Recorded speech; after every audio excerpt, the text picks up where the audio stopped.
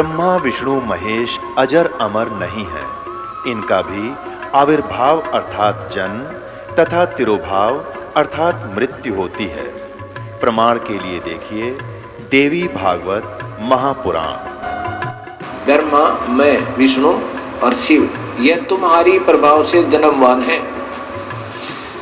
तो हम तो जन्मवान हैं, हमारा तो जन्म होता है और मरते हैं, नित्य नहीं है, हम अविनाशी नहीं है। फिर इंद्रादि दूसरे देवता नित्य किस प्रकार हो सकते हैं?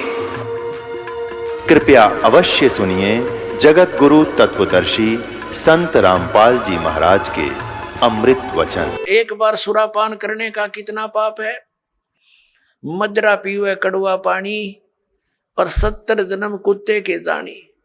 जो मदिरा एक बार भी पीते हैं 70 जन्म कुत्ते के होंगे। जैसे आप इस मारीची जी के जो महावीर जैन के जीव की कथा सुनते हो, 60 करोड़ बार गधा, 30 करोड़ बार कुत्ता, तो ये इन्हीं दोषों के प्रतिफल में बनते हैं। तो हम गलतियां कर जाते हैं किसी जन्म में, फिर वो लिखे जाते हैं, इकट्ठे होते हैं, फिर वो भोगने पड़ते हैं। तो क्या बताया है? मदिरा पीवे कड़वा पानी, शराब पीता है जो 70 जन्म कुत्ते के जानी। आज तक टिट्टी पाक रहा, गुट्टी ला के होटलों में बैठ के मौज मार रहा, फिर कुत्ता बन के गंदी नाली के जल को पिया करेगा। ले अब तेरी मदिरा ये बन गई। मदिरा पीवे कड़वा पानी, 70 जन्म कुत्ते के जानी। और फिर क्या बताते हैं? पर द्वारा स्त्री का खोले, 70 जन्म अंधा हो डोले। फिर क्या बताते हैं? 100 नारी जारी करे। जो 100 नारी पर नारी भोगेगा उसको कितना घोर पाप होगा। और सुरापान 100 बार, एक बार सुरापान यानी शराब पीने का कितना दोष है, अभी आपको बता दिया। ऐसा 100 बार कर ले और एक चलम हुक्का भर दे, पीने वाले का तो गर्क बेड़ा है ही, एक हुक्का भर के देने वाले को इतना पाप लगेगा। क्योंकि कोई दोष में सहयोग देता है, कोई हत्या करने जाता है, उसकी मदद कर रहा है, उसको उठा के उसको हथियार दे रहा है कि ले कर ले काम, तो दोनों दोषी हैं वो। तो यहाँ क्या बताया कि 100 नारी जारी करे, सुरापान 100 बार, एक चलम हुक्का भर दे और डूबे काली धार। जैसे आपने गीता जी अध्याय नंबर 7 के श्लोक नंबर 29 में सुना है कि जो व्यक्ति सभी कर्मों से परिचित है, पूरे अध्यात्म ज्ञान से परिचित है और तत्परम से परिचित है, तत्परम यानी परम अक्षर ब्रह्म से, तो वह केवल जरा और मरण से छूटने का ही प्रयत्न करते हैं। वो यहाँ की बकवादों में आश्रित नहीं रहते, यहाँ की किसी वस्तु की डिमांड नहीं करते। जो उस भक्ति के अनुकूल साधना वही करते हैं, उसमें बाधक वस्तु को ग्रहण नहीं करते। तो ये हमारे बच्चे इन पूरे अध्यात्म ज्ञान से और इस सभी पूरे कर्मों से परिचित हो जाएंगे, तो फिर वो आम व्यक्ति को जो भी उनके संपर्क में आवेगा उनके गुणों से परिचित कराएंगे कि ये मत करो आप, ये पाप लगता है। अब छोटे छोटे बच्चे भी, कोई रिश्तेदार आता है, वो बीड़ी माचिस के लिए बीड़ी वगैरह मंगवाता है, वो मना कर देते हैं, आपकी और सब सेवा कर देंगे पर ये नहीं करेंगे क्योंकि इसमें हमें दोष लगेगा। और आप हमारे घर पर भी इसको पीने की कृपा ना करना, हमारी हानि हो जाएगी। तो वो अपने आप शर्मिंदे होंगे।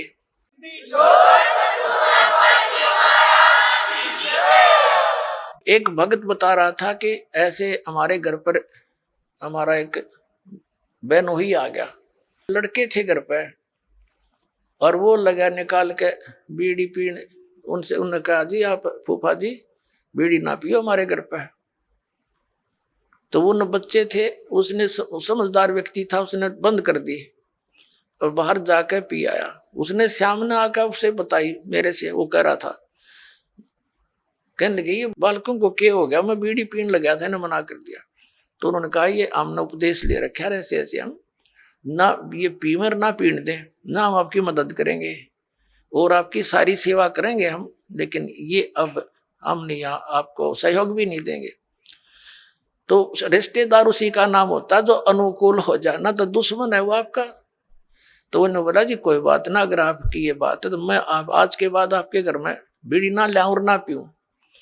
तो वो दूसरा भाई था, वो नाम नहीं ले रहा, वहां अपना जाकर जो उसने पीना खाना था कराया, बाकी आके सो गया, हमारे पास रोटी खा ली, कोई बात नहीं। फिर वो गया हुआ था किसी कारण से कहीं पर, वो ही कहीं दूसरी रिश्तेदारी में। वो कह रहे थे कि हम ऐसे ऐसे वहां जाएंगे, तो भी चलेगा कि?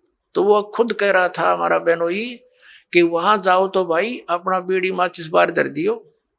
यानी खुशी के, उसने कोई उल्हाना नहीं दिया, बल्कि उनको आगाह किया कि वहां लेके मत जाना, उड़ा नहीं बढ़न देंगे तुमने बीड़ी माचिस समेत। तो वो रिश्तेदार भी अच्छे थे, बोला बहुत अच्छी बात है, हम ठीक है, उनके नियम को क्यों भंग करेंगे। तो धीरे धीरे उस रिश्तेदार ने भी उपदेश ले लिया। जब देखा कि बालक भी इतना ज्ञान रखते हैं, बुराई से दूर रहना चाहते हैं, और हम बुराई कर रहे हैं तो हमारे बालक भी ग्रहण करेंगे, तो उस बुद्धिमान व्यक्ति ने भी उपदेश ले लिया, अपने बच्चों को इस मार्ग पर लगा दिया। तो ऐसे ये बुराई अब कम होगी। और पहले हम क्या करते थे, जब हम छोटे छोटे थे, हमारी बहनों के बटेऊ आते थे बहनोई, तो हमारी स्पेशल सेवा लगाई जाती थी कि इनकी चलम ठंडे नहीं होनी चाहिए, ना तो बेइज्जती हो जाएगी। यानी इनका हुक्का इतना प्यारा है, ये कंध्याड़ बैठे रहियो स्पेशल। बताओ, एक तो उनको दूना नरकमठ हो क्या करते, अरे वाह उनने कहेंगे हाथ जोड़ के, ना जी ना पीवा ना पीने दें। तो उनको भी विवश होना पड़ेगा सोचने से, बुराई को छोड़ने के लिए। तमाकू शराब ये कोई खाने पीने की वस्तु है, बकवास लपेट ली चौगर देकर अपने आत्माओं। इस प्रकार अब ये पूरे विश्व में एक अच्छी लहर दौड़ेगी, विकार रहित होंगे, और जो माया जोड़न की दौड़ लाग रही पुण्यात्माओं, या कति खत्म होएगी ज्ञान के आधार से। एक इंसान को जो भी मिलना है उसके प्रारब्ध में लिखा हुआ है, और वो तो उसको मिलेगा ही मिलेगा। और अब जो आप इस साधना को करोगे, जो दास आपको बताएगा, आपके भाग में ना होगा और आपको आवश्यकता होगी, वो फिर भगवान अवश्य अपने कोटे तो देगा आपको, ये सत्कर मानना। फिर आप किस लिए चोरी करोगे, मिलावट करोगे, और फिर पता चल जाएगा चोरी रिश्वत करने से तो विष खाना है। अपने घर पर रिश्वत लेकर मिलावट करके 2 नंबर का काम करके बच्चों को खिलाना, ये समझ लो उनको विष देने की जरूरत नहीं पड़ेगी आपने लास्ट में। ऐसी स्थिति हो जाएगी आपके परिवार की। हम क्यों फिर विष खाएं, जब ज्ञान हो जाएगा ये विष है। तो अभी तक हमें कोई ये बाधा करने वाला था ही नहीं कि तुम जो कर रहे गलत कर रहे हो, और कोई स्वयं भी उस पर रुकने वाला नहीं था। कह देता था तो खुद करता था। जैसे हमारे दादे परदादे पिताजी स्वयं हुक्का पीते थे, और बच्चे साथ खड़े हो जाते, हुक्का का मुंह लगा देते, कहते थे मारूंगा तेरे, हट जा, बहुत बुरी चीज है, इसको ना पीना, और खुद पीने लग रहे। तो बच्चे कब तक मानेंगे इस बात को, युवा होते हुए शुरू कर देते हैं, फिर उनको धमका भी नहीं सकते। तो ऐसे ही अभी तक जितने भी ये पंथ संत थे, ये बुराइयां नहीं छुटवा सके, क्योंकि इनके पास वो वचन शक्ति नहीं थी, और ना उनके उनसे उपदेशी को कोई आध्यात्मिक या कोई भौतिक लाभ हुआ। तो अब आपको सारे काम होंगे जो भगवान किया करता है। आपको परमात्मा मिल गया, परमात्मा के गुणों में लिखे हैं, वो रोगी को सुखी करे, निसंतान को संतान दे। भाई और भी हमारे ऊपर आने वाले प्रारब्ध के दुखों को भगवान दूर करता है, इसलिए भक्ति करते थे, इसलिए परमात्मा की खोज करते थे। ये गुण है मालिक के। जैसे बिजली के गुण हैं, बिजली के गुणों में लिखा है कि बल्ब भी जलेगा, ट्यूब भी जलेगी, पंखा भी चलेगा, कूलर भी चलेंगे, और पशुओं का चारा काटने की मशीन भी चलेगी, आटा पीसने की चक्की भी घुमाती है वो। तो ये गुण है, लेकिन वो गुण कब होंगे, जब उसका कनेक्शन मिल जाएगा, तब वो फल देगी। तो पुण्यात्माओं, जैसे ये पहले जितने भी संत पंथ हैं, ये शास्त्र विदिता का मनमाना आचरण हमें दे रहे थे। ये हमें कनेक्ट नहीं कर सके उस पावर से जो लाभ दिया करती है। अब जैसे किसी ने 1 कीकर का लठ गाड़ के उसका तार बांध के पावर हाउस बना रखा हो, और आगे उसे सब कनेक्शन लिए बैठे हैं, तो उनके कनेक्शन भी लिए हुए हैं, लेकिन वो गुण नहीं हो रहे हैं जो इलेक्ट्रिसिटी करा करती है, क्योंकि इलेक्ट्रिसिटी का कनेक्शन है नहीं, वो तो कनेक्शन उसकी करके लटका बांध रखा है। तो इसी प्रकार ये शास्त्र विदिता का मनमाना आचरण करने वाले, जिनका आप कोई गुरु नहीं, जैसे श्री शिवदयाल जी राधा स्वामी पंथ के प्रवर्तक, उनका कोई गुरु नहीं, यानी आगे कनेक्शन नहीं, जहां से पावर आनी थी वो तो कीकर का लठ था एक, समझ लो, और उससे फिर ये इतने तार जोड़ दिए सबने, और किसी को खक नहीं हो रहा, सारे लुट पिट के बैठे हैं घर पे, क्योंकि इनको पता नहीं था कि ये कनेक्शन जोड़ कहाँ रखा है इन्होंने। अब दास ने बताया इनको कि वो खुद भूत बना बैठा है, शिवदयाल जी राधा स्वामी पंथ का प्रवर्तक, तुम्हारी क्या यही दशा आपकी होगी जो उससे संबंधित रहेंगे, तो आपने त्यागना पड़ेगा उसको। और दास बताता हमारा कनेक्शन कहाँ से है। परमेश्वर कबीर देव जी जो जुल्हा धाणक कहलाते थे, ये पावर हाउस है, ये अनंत कोट ब्रह्मांड के स्वामी हैं, और वहीं से हमारा पावर जुड़ा हुआ है। आदरणीय गरीबदास साहिब जी सीधे कबीर साहिब से जुड़े हुए थे, उनके शिष्य हुए सीधे, परमात्मा ने आकर उनको सतलोक दिखाया और वापस छोड़ा। उसके बाद गरीबदास जी के पास शीतल दास जी, और उसके बाद हमारे गुरु जी, हमारा कनेक्शन जुड़ा हुआ उस पावर हाउस से, कनेक्टेड तार हैं सारे, और वो पावर आपके पास पहुंच रही है। आप सबको लाभ होगा ना, कैसे हो, पावर का तो गुण है, वो लाभ देगी ही देगी आपको। तो इस प्रकार पुण्यात्माओं, आप जी अब सुखी भी होगे, बुराइयों से भी बचोगे, क्योंकि आपको ज्ञान हो जाएगा।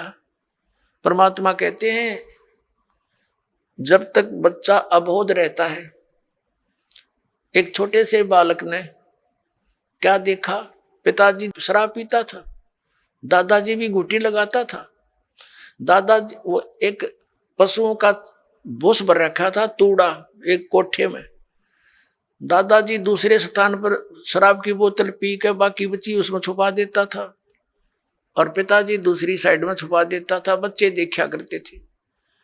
एक दिन उस बच्चे ने सोचा पिताजी पीओ दादा पीओ है तो बढ़िया चीज होगी, तू भी पी ले।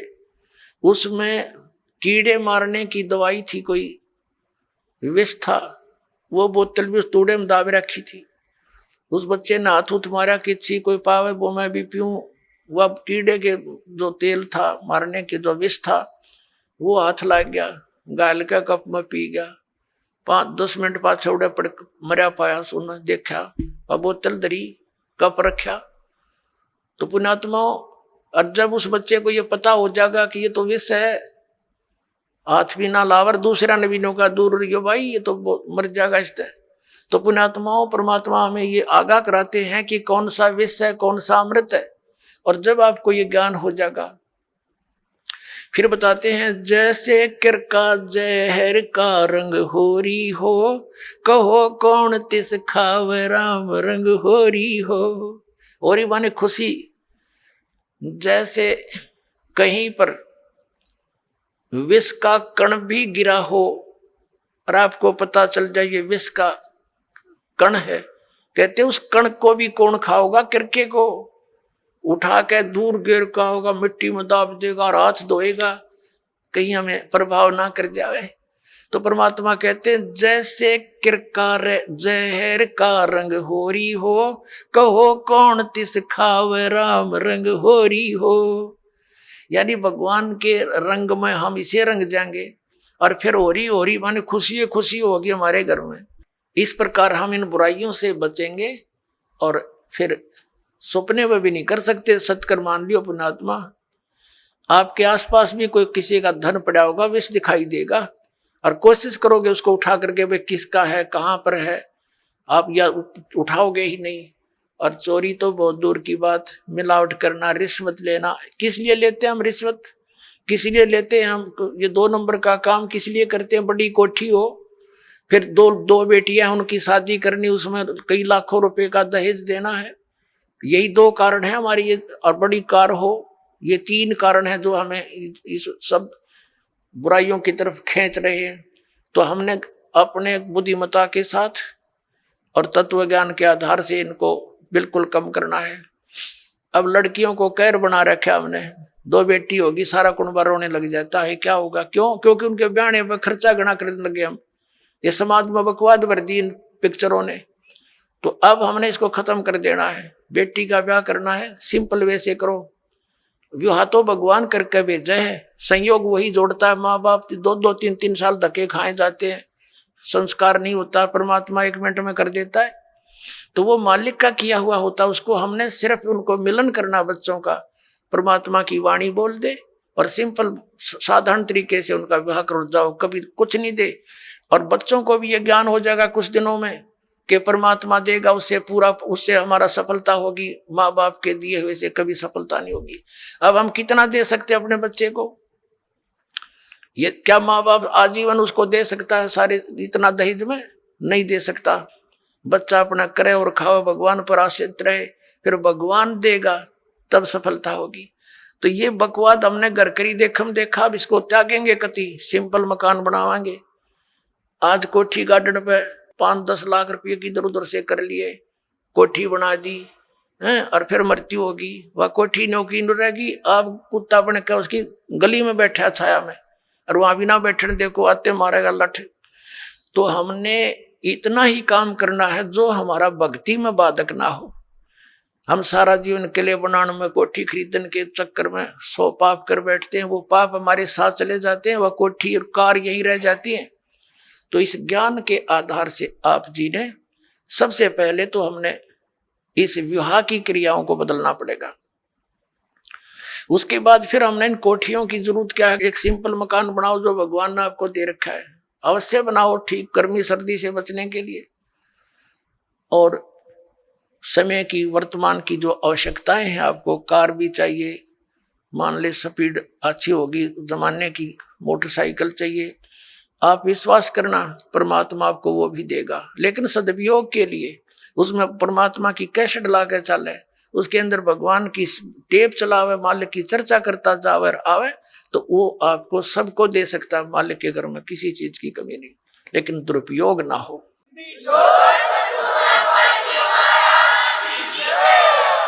और हमेशा परमात्मा देगा, उसी में सफलता प्राप्त होती है। और भगवान तो इस मिट्टी का सोना बना के दे दे आपको, पता नहीं कहां कहां से बरकत कर देगा। बीड़ी शराब मांस तम्बाकू छोड़ दिया, आप पर बरकत होगी। आपके रोग होना था वो लागत 10 लाख रुपये, 2 लाख रुपये, अरे 100 रुपया की दवाई से मालिक ठीक कर देगा, बहाना सा करके, तो होगी बचत सारे शुरू। और पाप से दूना दुख होता बढ़ता चला जाता है। एक पैर में थोड़ा सा दर्द होया था एक व्यक्ति के, नौका टांग कट के पीछा छूटा, और अब नाम लेने के बाद डॉक्टर सलाह देते हैं कि टांग कटती अगर तो 2 दिन लेट हो जाता था, अब वो टांग बच की 200 रुपये की दवाइयों से। तो पुण्यात्माओं, पुण्य और पाप के ऐसे फल अलग अलग बन जाते हैं। तो हम पुण्य करेंगे तो परमात्मा हमारे साथ होगा, विधान है उसका। तो जो हानि ज्यादा होनी है वह थोड़े में टल जाएगी। परमात्मा कहते हैं कि सतगुरु शरण में आने से आई टले बला, और जय मस्तिष्क में सूड़ी होवा काटे में टल जा।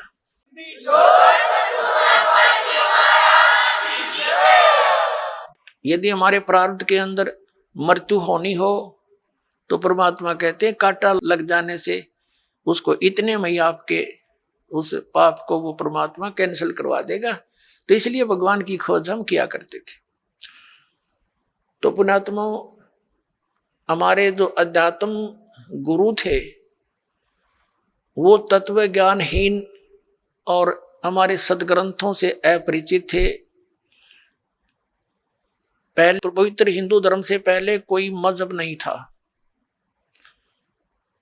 जो कोई भक्ति या तो करता नहीं था, करता था तो वेदों अनुसार ही करता था। पवित्र हिंदू धर्म का उत्थान आदि शंकराचार्य जी से माना जाता है। आज से 2520 वर्ष पूर्व उनका जन्म हुआ, यानी ईसा जी से 508 वर्ष पूर्व। उसके बाद ही ईसाई धर्म का उत्थान हुआ। ईसा जी का जन्म आज से 2012 वर्ष पहले हुआ, और उस ईसाई धर्म के बाद ही मुसलमान धर्म का उत्थान हुआ। लगभग 1400 वर्ष उसको हुए हैं। हमारा जन्म पवित्र हिंदू धर्म में हुआ। हिंदू धर्म के जो सदग्रंथ माने जाते हैं, पवित्र 4 वेद, पवित्र श्रीमद् भगवत गीता, पवित्र पुराण, और हमारे जो आचार्य शंकराचार्य और ये मंडलेश्वर जो हिंदू धर्म के गुरुजन ये कहते थे कि हम पुराणों, वेदों और गीता अनुसार तुम्हें ज्ञान दे रहे हैं, और इनको कख भी पता नहीं था पुराणों, वेदों और गीता जी का। अब आपको थोड़ा सा ज्ञान देते हैं कि श्रीमद् भगवत गीता जी का ज्ञान किसने बोला। पुण्यात्माओं, इसको तत्व ज्ञान कहते हैं। अब ये ज्ञान तो सबने पता है, किसी से पूछ लो तुरंत उत्तर दे देता है कि श्रीमद् भगवत गीता का ज्ञान किसने बोला? श्री कृष्ण जी ने बोला। अपने आत्माओं, यदि इतना ही कहने से बात बन जाती तो फिर गुरुओं की आवश्यकता क्या थी इन सदग्रंथों को समझने की? श्रीमद् भगवत गीता के अंदर श्री कृष्ण जी का तो रोल ही नहीं कहीं पर भी। हाँ पुण्यात्माओं, ये वचन सुनोगे तो उठ पटांग लगेगी आपने, क्योंकि आप जी ने ऐसे गुरु मिले जिन आज तक यो ज्ञान निर्णय करके बताया ही नहीं। जब तक हम सृष्टि रचना से परिचित नहीं होते तब तक हम इस पॉइंट को नहीं समझ सकते जो दास अब क्लियर करने जा रहा है। सृष्टि रचना के विषय में स्वयं परमेश्वर ने आके बताया है कबीर साहब ने। यहां सृष्टि रचना तो नहीं सुनाऊंगा, लेकिन थोड़ा सा हिंट सदग्रंथों का दे करके और श्रीमद् भगवत गीता का ज्ञान किसने दिया वो बताएंगे। श्रीमद् भगवत गीता अध्याय नंबर 15 के श्लोक नंबर 16 और 17 में 3 पुरुष हैं, एक सर पुरुष, एक अक्षर पुरुष, एक परम अक्षर पुरुष है। 17वें श्लोक में जो कहा है कि उत्तम पुरुष है तू अन्य, वो परम अक्षर पुरुष है। उसके विषय में गीता जी अध्याय नंबर 8 के श्लोक नंबर 1 में अर्जुन ने पूछा कि आपने जो 7वें अध्याय के 29वें श्लोक में जिस तत्ब्रह्म के विषय में जानकारी दी है कि उसको जानकर फिर प्राणी केवल जरा और मरण से ही छूटने का प्रयत्न करता है, तो किम तत्ब्रह्म 8वें अध्याय के गीता जी के प्रथम श्लोक में प्रश्न किया अर्जुन ने। गीता ज्ञानदाता ने 8वें अध्याय के 3रे श्लोक में उत्तर दिया कि वो परम अक्षर ब्रह्म है। तो पुण्यात्माओं, ये सरपुरुष कौन है? ये स्वयं ब्रह्म है, ये काल है, ये गीता ज्ञान बोल रहा है। अक्षर पुरुष कौन है? जो 7 संग ब्रह्मांड का स्वामी है, उसका यहाँ कोई रोल नहीं है। इसलिए हमारे इस अध्यात्म ज्ञान में इस पृथ्वी लोक पर विशेषकर 2 पुरुषों का, 2 भगवानों का रोल है। एक तो इस सरपुरुष यानी ब्रह्म का, जो श्री कृष्ण जी में प्रवेश करके गीता जी का ज्ञान बोल रहा है, जिसने ज्ञान बोला, और दूसरा परम अक्षर ब्रह्म है जो उत्तम पुरुष तो अन्य परमात्मा इति उदाहरते यह लोक तरमावि सेवी भर्ती अवय ईश्वर है। गीता जी अध्याय नंबर 15 के श्लोक नंबर 17 में। और 8वें अध्याय के 3रे श्लोक में गीता ज्ञानदाता स्वयं कहता वो परम अक्षर ब्रह्म है। तो ये गीता ज्ञानदाता 8वें अध्याय के 13वें श्लोक में कहता कि ओम इति एकाक्षरम ब्रह्म व्यवहारण माम अनुसमरण यह प्रयाति तजन देहम स याति परमागति। मुझ ब्रह्म का केवल एक ओम मंत्र है, और इसका जो उच्चारण करके श्रवण करता हुआ शरीर छोड़कर जाता है, ओम नाम से मिलने वाली जो परम गति उसको प्राप्त होता है। वो कौन सी है? ब्रह्मलोक। ओम नाम से ब्रह्म का है, ब्रह्मलोक में रहता है ब्रह्म, तो ब्रह्म प्राप्ति होती है। 8वें अध्याय के 16वें श्लोक में लिखा है कि ब्रह्मलोक पर्यंत भी जन्म मृत्यु के अंदर है। ये भी पूर्ण मोक्ष नहीं हुआ, क्योंकि ब्रह्मलोक में गए हुए प्राणी भी वापस आते हैं। और गीता ज्ञानदाता स्वयं भी कहता है 2 अध्याय के 12वें श्लोक में, 4थे अध्याय के 5 और 9 श्लोक में, 10वें अध्याय के 2 श्लोक में कि अर्जुन तेरे और मेरे बहुत जन्म हो चुके। इसलिए 18वें अध्याय के 62वें श्लोक में गीता ज्ञानदाता कहता है कि तू सर्वभाव से उस परमेश्वर की शरण में जा, उसकी कृपा से ही तू परम शांति को, सनातन परम धाम को प्राप्त होगा। गीता जी अध्याय नंबर 15 के श्लोक नंबर 4 में कहा कि जब तत्वदर्शी संत मिल जा, उसके बाद उस परमेश्वर के उस परम पद की खोज करनी चाहिए, जहां जाने के बाद साधक फिर लौटकर कभी संसार में नहीं आते। और जिस परमेश्वर ने सब ब्रह्मांडों की रचना की है, और केवल उसी की भक्ति करो, ये गीता ज्ञानदाता कहता है। तो इससे सिद्ध है कि श्रीमद् भगवत गीता का ज्ञान देने वाले से भी कोई और एक सुप्रीम पावर है। अब श्रीमद् भगवत गीता का ज्ञान कौन दे रहा? जो ये कह रहा कि मेरा एक ओम नाम है, ओम नाम ब्रह्म का है, और ये ब्रह्म कौन है? ये काल है। इसने प्रतिज्ञा कर रखी है कि मैं कभी किसी के समक्ष नहीं आऊंगा, मेरे कर्म और जन्म अलौकिक है। गीता जी अध्याय नंबर 4 के श्लोक नंबर 9 में यह कहता कि अर्जुन मेरे जन्म और कर्म दिव्य है, अलौकिक है। अब पुण्यात्माओं, अब हम आपको श्रीमद् भगवत गीता जी का ज्ञान किसने बोला ये थोड़े से संक्षिप्त में सुनाएंगे। श्री कृष्ण जी का तो रोल ही नहीं है गीता जी के ज्ञान में।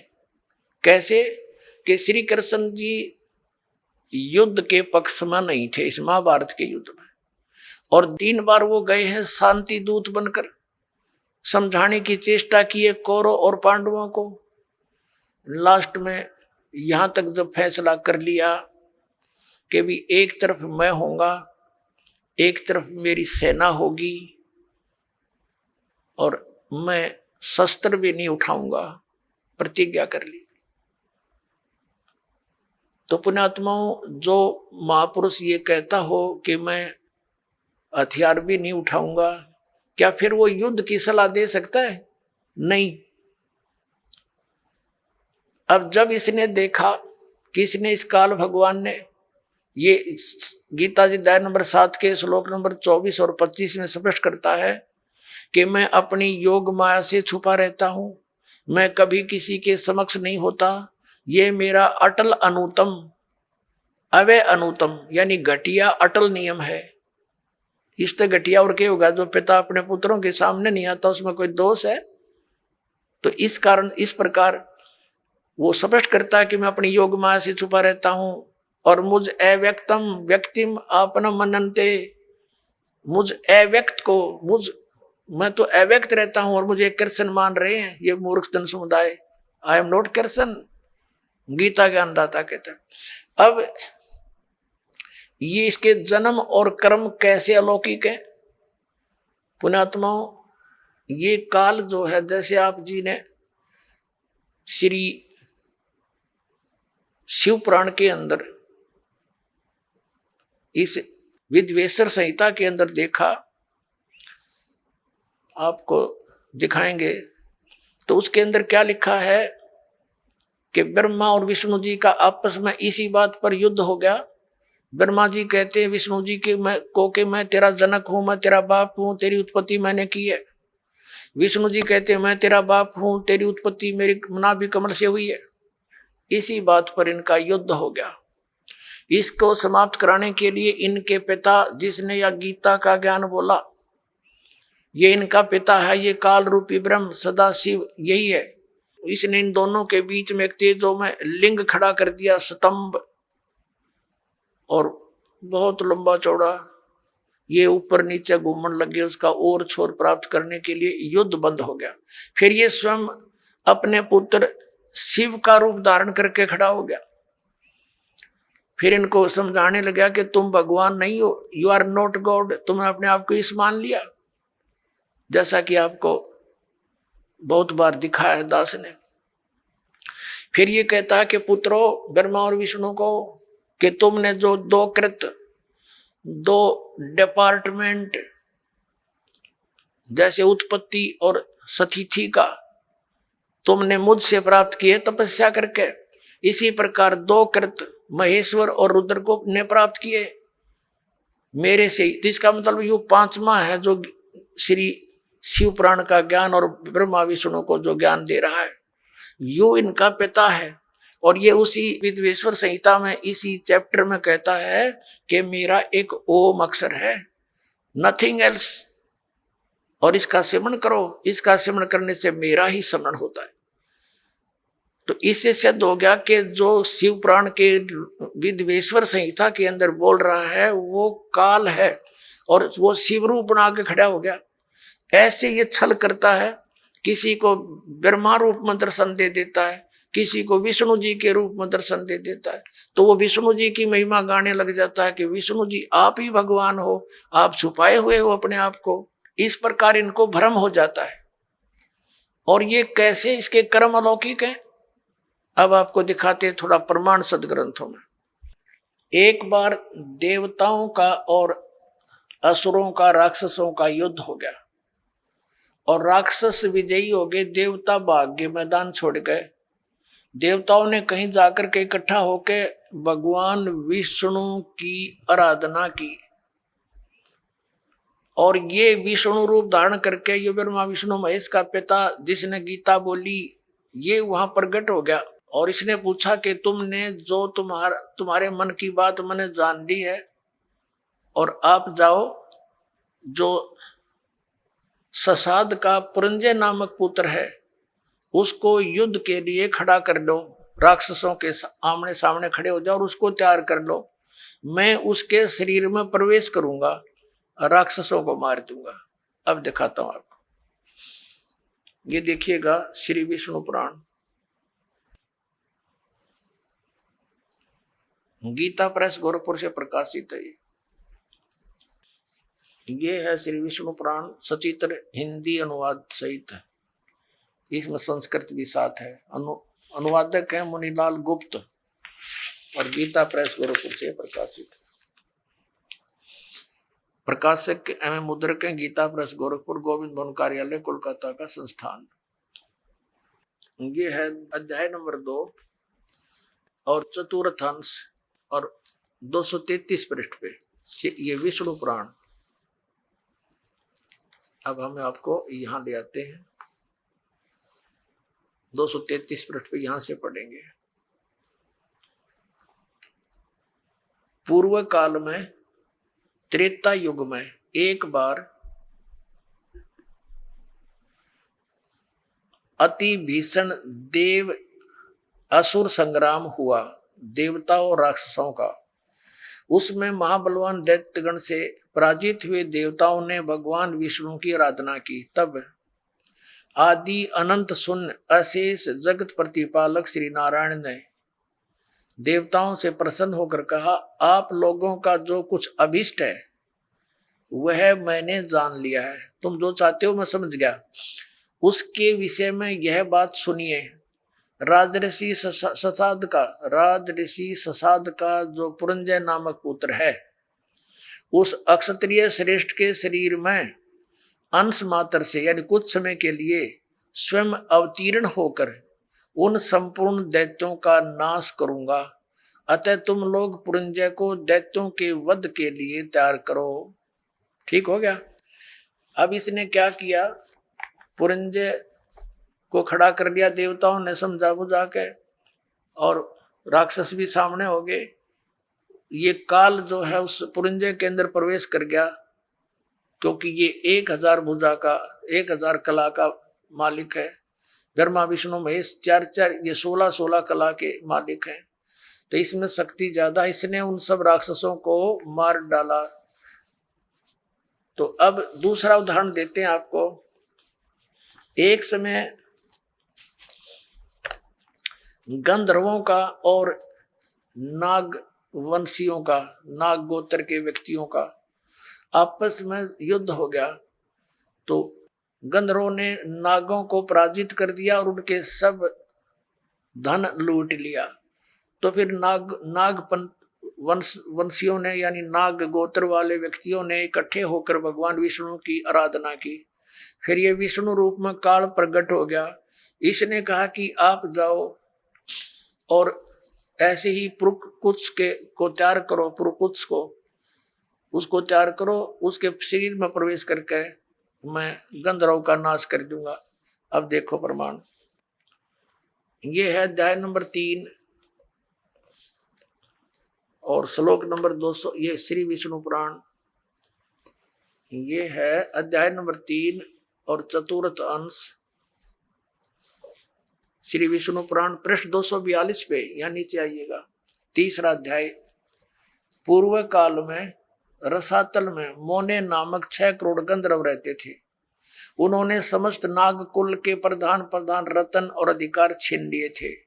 गंधर्वों के पराक्रम से अपमानित उन नागेश्वरों द्वारा स्तुति किए जाने पर उसके श्रवण करने से जिनकी विकसित कमल सदृश आंखें खुल गई हैं, निंद्रा के अंत में जागे हुए उन जलशाही भगवान सर्वदेवेश्वर को प्रणाम कर उनसे नाग गुणों ने कहा, भगवान इन गंधर्वों से उत्पन्न हुआ हमारा भय किस प्रकार शांत हो।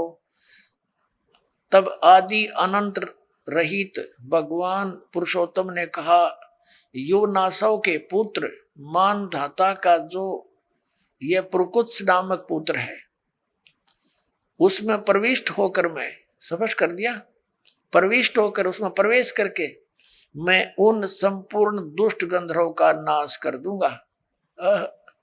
हो गया स्पष्ट। अब इसके कर्म अलौकिक ऐसे हैं, ये कहता मेरे कर्म दिव्य हैं। इसी प्रकार इसने श्री कृष्ण जी में प्रवेश करके गीता का ज्ञान वेदों वाला प्लस में अपने युद्ध कराने की जो अटकलबाजी, ये श्रीमद् भगवत गीता नाम से 18 अध्याय इसने बोले, और आखिर में डरा धमका के विराट रूप दिखा के भयंकर रूप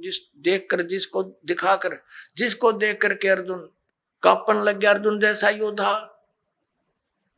और लास्ट में डरते ने हाँ भर ली अर्जुन ने, कि उसने सोच लिया कि इसका उद्देश्य युद्ध करवाना है, और यदि मैं ना कर दूंगा और इसने फिर एक बार वो विराट रूप दिखा दिया, मेरा हार्ट अटैक हो जाएगा। इसलिए इसने अपनी भलाई समझी कि मरना तो मैंने है ही, युद्ध करूंगा वहां भी मारा जा सकता हूं, और जब इसने फिर विराट रूप दिखा दिया फिर भी मारा जा सकता हूं। और भगवान के इरादे से वो परिचित हो गया था कि ये युद्ध चाहता है, तो इसने कह दिया कि हाँ जी मैं आप सब समझ गया हूं, आप जो कहना चाहते हो मैं युद्ध कर लूंगा। नहीं, श्री कृष्ण युद्ध करवावे, जब पहले वो मना कर रहा था कि नहीं आप युद्ध मत करो, नाश हो जाएगा। और फिर ये क्या कहते हैं हमारे धर्मगुरु कि अर्जुन अक्षत्रिय धर्म का पालन नहीं कर रहा था, इसलिए भगवान ने उसको प्रेरित किया। अरे श्री कृष्ण स्वयं अक्षत्रिय था, और जब काल्यावन ने चढ़ाई करी मथुरा के ऊपर, स्वयं भगवान युद्ध मैदान छोड़कर भाग गए थे, जिस कारण से उनको रण छोड़ भगवान कहा जाता है। तो उन्होंने उस समय भी अपने क्षत्रिय धर्म का पालन त्याग दिया, इसलिए कि जिस कारण से अनर्थ टल जावे, नाश ना होए। तो क्या वो व्यक्ति फिर अक्षत्रिय धर्म के पालन करने के लिए इसे नाश करने की सलाह दे सकता है? तो पुण्यात्माओं, अब हमने इन सदग्रंथों से स्वयं परिचित होना है। ठीक है, इन्होंने जितना ज्ञान दिया वो इनके सत्र का इनके पास रहे। अब हम सदग्रंथों के अनुसार साधना करेंगे और ज्ञान ग्रहण करेंगे। अब आपको दिखाते हैं कि श्री कृष्ण जी को तो पता नहीं मैंने क्या बोला था गीता जी में, अभी दिखाता हूं। अपनात्माओं, महाभारत का युद्ध हो लिया, कौरवों का नाश हो गया, पांडव राजगद्दी पर विराजमान हो गए। उसमें श्री कृष्ण के अंदर से काल निकल गया, ओनली श्री कृष्ण विद्यमान था, प्रेजेंट था। एक दिन श्री कृष्ण जी ने कहा कि अब मैं वापस जाता हूं द्वारका को और तुम अपना राज करो। अर्जुन ने कहा कि भगवान आप हमें कुछ सत्संग अध्यात्म ज्ञान सुना कर जाओ, क्योंकि आप हमारे गुरु हो, एक सत्संग करके जाइयो। जब श्रोतागण सामने बैठे थे, अर्जुन और कृष्ण वहां पर टहल रहे थे, सत्संग का समय के इंतजार कर रहे थे, श्रद्धालु आ रहे थे। तब श्री कृष्ण जी से अर्जुन ने कहा, भगवान कृपा मुझे वही ज्ञान सुनाना जो आपने युद्ध के दौरान सुनाया था, यानी वो गीता जी का ज्ञान बताना। अब मैं भूल गया हूं, बुद्धि के दोष से मुझे याद नहीं रहा। श्री कृष्ण जी कहते हैं कि तू बड़ा श्रद्धाहीन है अर्जुन, तू बड़ा बुद्धिहीन है, तूने उस ज्ञान को याद क्यों नहीं रखा। और अर्जुन पर तो डांट मार रहे हैं कि तूने याद क्यों नहीं रखा, और स्वयं कह रहे हैं अब मैं पूरा जो का तो तुझे उसको नहीं बता सकता, क्योंकि उस समय मैंने योग युक्त होकर ये ज्ञान बोला था। भले आदमियों, जब युद्ध के इसे खतरनाक भयंकर समय में योग युक्त हुआ जा सकता है, तो इस पीस में क्या दिक्कत आ गई योग युक्त होने में? अब हो जा 2 मिनट लागे जो ज्ञान होता उसने बोला हो, तो उसने बोला ही नहीं था। ये श्री कृष्ण में प्रवेश करके काल बोल गया। जैसे आप देखते हो एक प्रेत आत्मा दूसरे के शरीर में प्रवेश कर जाती है, और वो प्रेत बोलता रहता है, बहुत कुछ बोल जाता है। उसके जाने के बाद जिस शरीर की वो आत्मा अपने सचेत होती है, फिर उसको कोई अन्य ही बताते हैं, ऐसे बोल रहा था तू, ऐसे बोला, ऐसे बोला। उसको कुछ नहीं पता होता मैंने क्या बोला, और ही बताते हैं, फिर वो कहने लग जाता मैंने एक दिन ऐसे बोला। तो ऐसे श्री कृष्ण जी में प्रवेश करके उसकी आत्मा को दबा कर ये काल बोल गया सारे काम में, और उसके निकलने के बाद फिर ओरिजिनल कृष्ण था वो क्या बोलता है दिखाता हूं आपको। देखिए, ये संक्षिप्त महाभारत द्वितीय खंड, ये द्वितीय खंड गीता प्रेस गोरखपुर से प्रकाशित है। संपादक तथा संशोधक हैं जयदयाल गोविंद का, जिसने श्री मद्भुत गीता का भी अनुवाद किया है। गीता प्रेस गोरखपुर से प्रकाशित है, गीता प्रेस गोरखपुर से। इसके 667 पृष्ठ पर आप जी को ले चलते हैं। ये देखिएगा पृष्ठ नंबर 667 667 और ये है संक्षिप्त महाभारत। संक्षिप्त महाभारत। अब यहाँ आ गए हम। जन्मेजय ने पूछा, ब्रह्मन, शत्रुओं का नाश हो जाने के बाद जब महात्मा श्री कृष्ण और अर्जुन सभा में बैठकर वार्तालाप कर रहे थे उस समय उनमें क्या बातचीत हुई? तो वैशंपायन जी कहते हैं, कहा राजन, श्री कृष्ण के सहित अर्जुन ने जब अपने राज्य पर पूरा अधिकार प्राप्त कर लिया तो वे दिव्य सभा भवन में आनंद से रहने लगे। एक दिन सज्जनों से घिरे हुए वे दोनों मित्र स्वेच्छा से घूमते घूमते सभा मंडप के ऐसे भाग में पहुंचे जो स्वर्ग के समान सुंदर था। पांडुनंदन अर्जुन श्री कृष्ण के साथ रहकर बहुत प्रसन्न थे। एक बार उन्होंने उस रमणीक सभा की ओर दृष्टि डालकर भगवान से ये वचन कहे, देवकी नंदन, जब युद्ध का अवसर उपस्थित था उस समय मुझे आपके महात्म का, अब यहां चर्चा हो रही है इनकी, और ज्ञान और महात्म का ज्ञान और ईश्वरीय स्वरूप का दर्शन हुआ था। किंतु केशव, अब आपने स्नेहवश पहले मुझे जो ज्ञान का उपदेश किया था वह सब इस समय बुद्धि के दोष से भूल गया है। उन विषयों को यानी गीता, श्रीमद् भगवत गीता के ज्ञान को सुनने के लिए बार बार मेरे मन में उत्कंठा होती है। इधर आप जल्दी ही द्वारका जाने वाले हैं, अतः पुण्य उस सब विषय को, वह विषय मुझे सुना दीजिए। वैशंपायन जी कहते हैं, अर्जुन के ऐसा कहने पर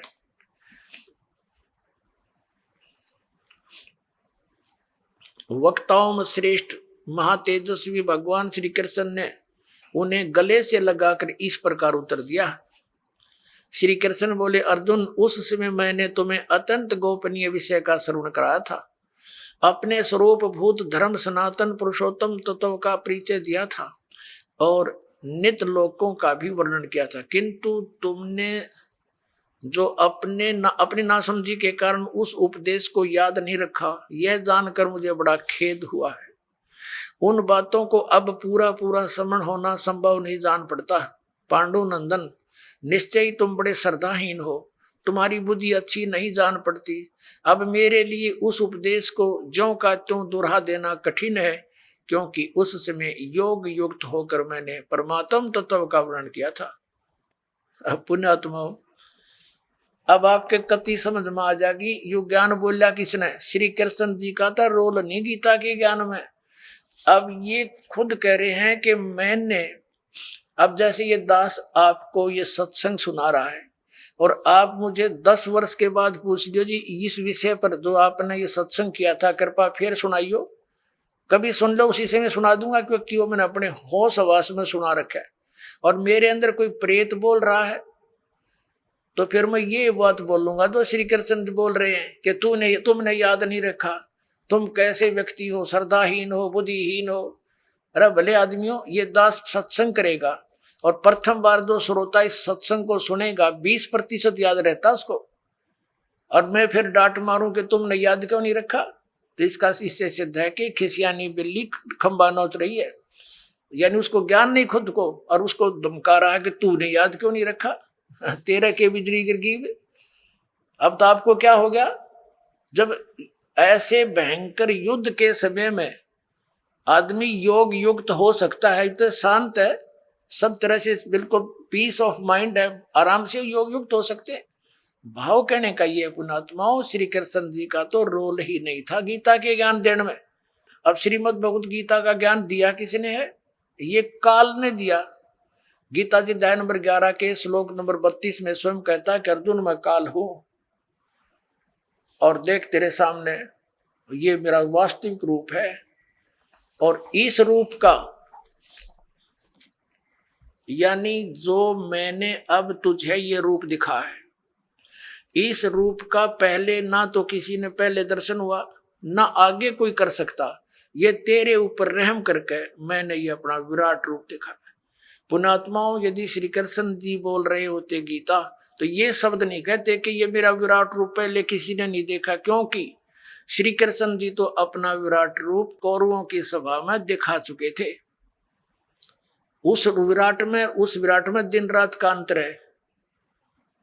अपना आत्मा एक तो 60 वाट का बल्ब हो, ट्यूब हो, और एक हो 1000 वाट की, तो कितना अंतर है। ट्यूब दोनों है, लेकिन वो 1000 वाट वाली 60 वाट वाली से भिन्न होती है।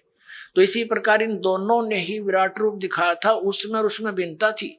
और ये शब्द श्री कृष्ण जी नहीं कह सकते कि पहले किसी ने नहीं देखा और आगे कोई नहीं देख सकता। तो इससे सिद्ध है गीता ज्ञानदाता श्री कृष्ण नहीं, उसके अंदर प्रवेश करके काल बोल रहा। वो 1000 भुजा का भगवान है, 1000 कला का है, सहस्रा बाहु। 11वें अध्याय के 21वें श्लोक में अर्जुन कहता है कि हे सहस्रा बाहु, हे 1000 भुजा वाले भगवान, अपने उसी चतुर्भुज रूप में आ जाओ। क्योंकि वो श्री कृष्ण मान रहा था उसको, और श्री कृष्ण इज विष्णु, विष्णु जी जो है ये 4 भुजा के भगवान है।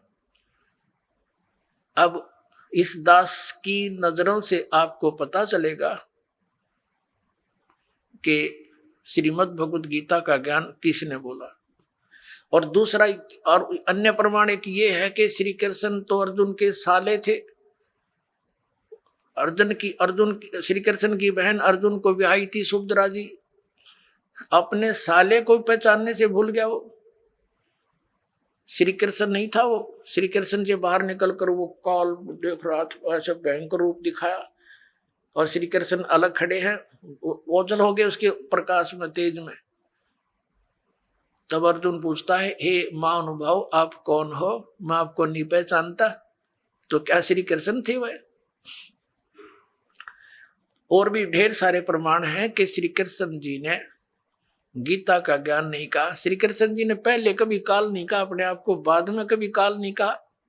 श्री कृष्ण जी के पास तो ये जितनी गौवें थी, ग्वाल बाल थे, गोपियां थी, सब आकर के प्यार पाते थे, उसकी तरफ देखते रहते थे, निहारते रहते थे। क्या वो काल हो सकते हैं? तो पुण्यात्मा, श्रीमद् भगवद गीता का ज्ञान इस सर्वपुरुष ब्रह्म ने दिया, जो ब्रह्मा विष्णु महेश का पिता है।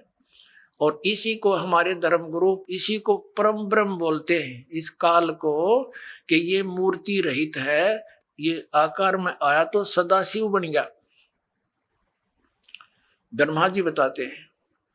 और फिर इसने अपने शरीर से एक स्त्री की निकाली अपने शरीर से, जो इसके श्रीअंग से अलग होने वाली नहीं थी। वो कौन थी? वो दुर्गा थी।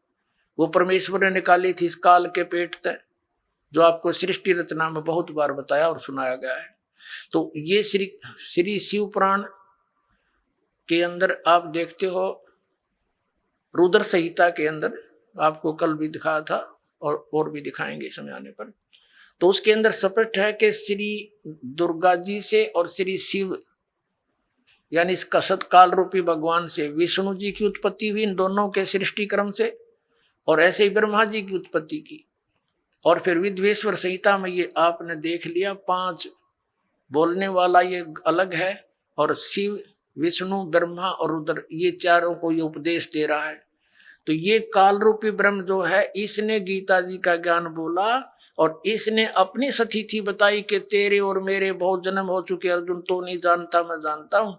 और इसलिए परम अक्षर ब्रह्म की तरफ 18वें अध्याय के 62वें श्लोक में इसने कहा है, यदि तूने पूर्ण मोक्ष चाहिए, परम शांति की अवस्था चाहिए, तो उस परम अक्षर ब्रह्म की शरण में जा, उसकी कृपा से ही तू परम शांति को और सनातन परम धाम को प्राप्त होगा।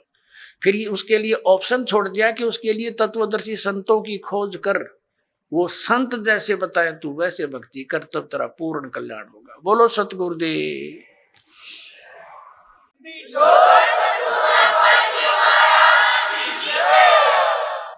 आइए अब हम उन श्रद्धालुओं के अनुभव जानते हैं जो जगत गुरु तत्वदर्शी संत रामपाल जी महाराज जी से दीक्षा प्राप्त कर चुके हैं तथा उनके द्वारा बताए गए भक्ति मार्ग पर चल रहे हैं। सर नमस्कार। नमस्कार सर। सर क्या नाम है आपका? गौरी शंकर कुशवाहा। गौरी शंकर जी, आप कहाँ से आए हो? ग्राम सिमरात, तहसील पृथ्वीपुर, जिला निवाड़ी, मध्य प्रदेश। सर संत रामपाल जी महाराज की शरण में आने से पहले आप क्या भक्ति साधना करते थे? संत रामपाल जी महाराज की शरण में आने से पहले जो हिंदू धर्म में प्रचलित देवी देवता हैं उन सभी की पूजा करते थे, उनको मानते थे। सर ये सारी पूजाएं जब आप कर रहे थे तो फिर आप संत रामपाल जी महाराज की शरण में क्यों गए? जो पहले संत रामपाल जी महाराज की शरण में आने से पहले पूजा करते थे, उसको करने से कोई लाभ नहीं मिल रहा था, और जब बाकी करते करते कई प्रकार की शारीरिक, भौतिक और मानसिक परेशानी आती थी उनको। सबसे पहले एक हानि ये हुई कि मेरी माँ, जब मैं छोटा था 10 बरस का, उस समय मेरी माँ कैंसर से ख़त्म हो चुकी, और हमारे छोटे चाचा थे वो भी पेड़ से गिर करके रीढ़ की हड्डी टूट गई थी और वो भी ख़त्म हो गए थे। हमारे तीसरे नंबर के भाई हैं, उनको प्रेत बाधा इतनी थी कि रात में 12 बजे रात में भी उठा के उनको ले जाया पड़ता था, और जो ये है ना नावतिक जिसको कहते हैं, उनको बुला करके उनको दिखाना पड़ता था। तभी 8-8 दिन खाना नहीं खा रहा है, 8-8 दिन बराबर परेशानी होती थी।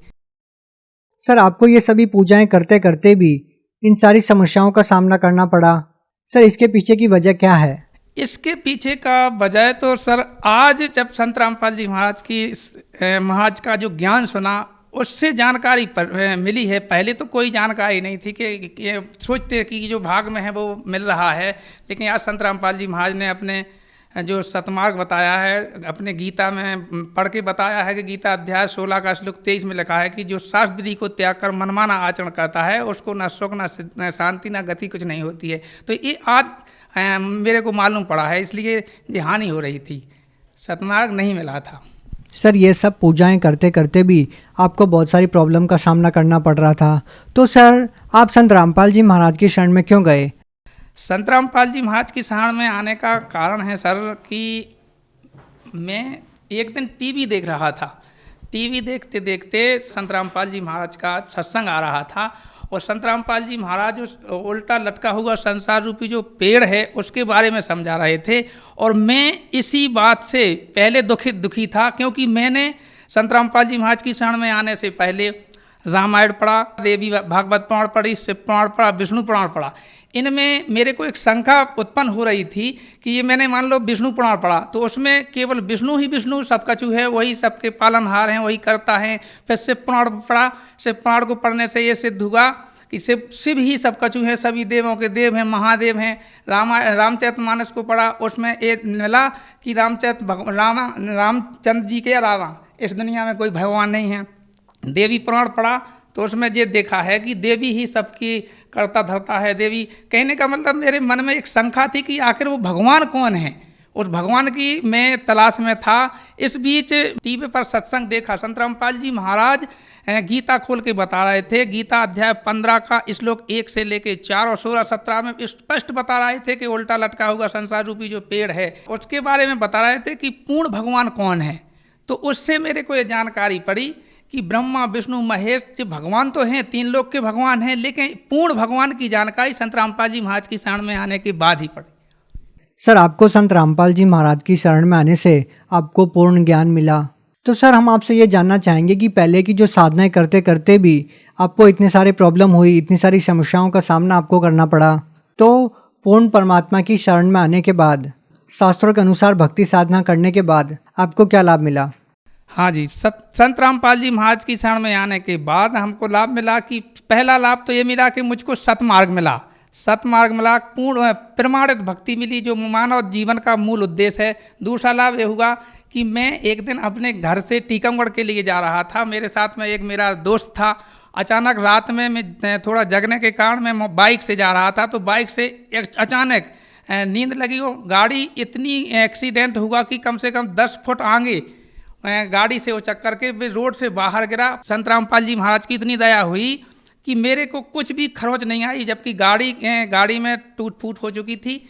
एक लाभ तो ये है। दूसरा लाभ ये है कि मेरे दोनों गुर्दों में सर्जी पथरी थी, जिसका इलाज मैंने झांसी DN मिश्रा झांसी में 2-3 डॉक्टरों से कराया, उनसे कोई लाभ नहीं मिलता था। डॉक्टर जब तक दवाई खाते थे तब तक उसको आराम मिलता था। संत रामपाल जी महाराज की जब से शरण में गए आज तक एक भी प्रकार की कोई दवाई नहीं खाई, पूर्ण रूप से स्वस्थ हैं। उस समय मेरा वेट था लगभग 35-36 किलो, आज मैं 60 किलो हुआ। एक सारी लाभ हुआ। दूसरा लाभ ये हुआ कि मेरी बच्ची छत पर पढ़ रही थी, सुबह का टाइम था, नीचे बच्चे शैतान कर रहे थे, तो उनको डांटने के लिए मेरी बच्ची वहाँ से गई, तो अचानक दीवार जैसे उस पर छाजे पे हाथ रखा तो वो दीवार टूटी, नीचे गिरी, उसके ऊपर 20-25 गुम्मा भी गिरे और बच्ची ने बिल्कुल सांसें बंद हो चुकी थी, यानी बच्ची की सांसें बंद हो चुकी थी, बच्ची मर चुकी थी। परमात्मा की शरण में थे तो परमात्मा संत रामपाल जी महाराज से प्रार्थना की कि हे मालिक, आपकी बच्ची कोई ऐसे ऐसे छत से गिर गई है, उसकी सांसें नहीं चल रही हैं। तो मालिक का आदेश आया कि बेटा परमात्मा दया करें और उसको थोड़ा नॉर्मल तौर पे छोटा सा इलाज करा दो। तो मैं उसको अपने पृथ्वीपुर अस्पताल ले गया। वहाँ जाकर मैंने उसका अल्ट्रासाउंड एक्सरा 2-3 एक्सरा कराए, उसमें कोई खरोंच नहीं निकली। और शाम के इतनी मालिक परमात्मा संत रामपाल जी महाराज की दया हुई कि बच्ची नेंगती फिरती ही सभी गाँव वालों ने देखा। चौथा लाभ ये हुआ कि मैं पहले LIC का एजेंट था, तो मेरे को गुटखा का इतनी लत थी कि गुटखा 10 साल से मैं खाना खाया करता था। 10 साल से खाना शुरू हो गया था और दिन में 20-20, 25-25 गुटखा खा लिए थे और दूसरों को भी खिलाता था। माने जो भी कमाया करता था वो सारा गुटखा और शाम के शराब पीना, ये बहुत बड़ी लत थी। और इसके लिए मैंने बहुत सारा प्रयास किया, कई देव स्थानों पर गए, वहाँ भी नहीं, लेकिन संत रामपाल जी महाराज की शरण में जिस दिन से गए आज तक उस चीज़ को छूना तो ठीक है, दूसरे यदि बगल में खाते हैं तो बदबू आती है। तीसरा और आगे एक लाभ हुआ ये कि सबसे पहले हमारी आरती में भी इतना सुधार आया मालिक की शरण में आने के बाद कि जो संत रामपाल जी महाराज ने भक्ति दी, उसको भक्ति करने से मेरी पहले फसल होती थी जिसमें किसी भी प्रकार का कोई साल का गुजारा नहीं होता था। आज मालिक की दया से मालिक ने संत रामपाल जी महाराज ने इतने ठाट कर दिए कि आज मेरे पास मोटरसाइकिल है, 4 व्हीलर गाड़ी भी है, बढ़िया VIP परमात्मा की दया से मकान भी है, सारे सब कुछ मालिक ने ठाट कर दिए संत रामपाल जी महाराज की दया से। सर, संत रामपाल जी महाराज से नाम दीक्षा लेते ही आपके घर में इतने सारे सुख होने लग गए, आपको शारीरिक लाभ मिला है, तो सर आप भगत समाज को क्या संदेश देना चाहते हैं? बस भक्त समाज को सर जी एक ही संदेश क्या प्रार्थना करते हैं कि आप जागो, हे परमात्मा के चाहने वालों। आज संत रामपाल जी महाराज धरती पर पूर्ण परमात्मा के रूप में आ चुके हैं और जो सारे शास्त्र 4 वेद 6 शास्त्र 18 पुराण बाइबल कुरान गुरु ग्रंथ साहिब सारे सदग्रंथों से प्रमाण कर करके एक एक शब्द आपको सतमार्ग बता रहे हैं। और मोक्ष का एक ही द्वार है जो संत रामपाल जी महाराज के पास आकर के अपना नाम दीक्षा लें और सद्भक्ति करें और अपना कल्याण भी कराएं। सर, जैसा कि आपने बताया कि आपने हिंदू धर्म के बहुत सारे ग्रंथों का अध्ययन किया है, आप बहुत सारी पूजाएं करते थे और संत रामपाल जी महाराज एक साधारण से दिखने वाले संत हैं, तो सर क्या वास्तव में जो हिंदू धर्म के धर्मगुरु भगवा वस्त्र डाल के रखते हैं, बड़ी बड़ी मालाएं गले में डाल के रखते हैं, तो सर क्या वाकई में एक संत की पहचान इस प्रकार से होती है?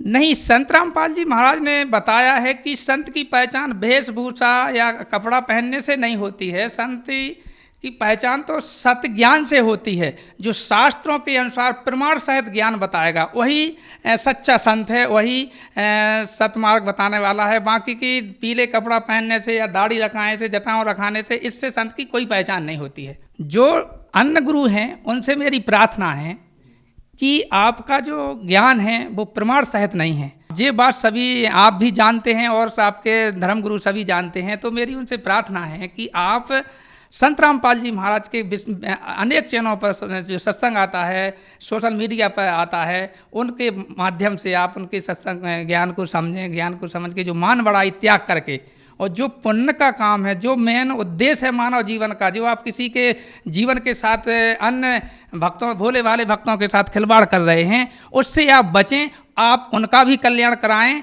और आप भार मुक्त होकर के आप अपना भी कल्याण करा सकते हैं। जी बहुत बहुत धन्यवाद। सत्य साहिब।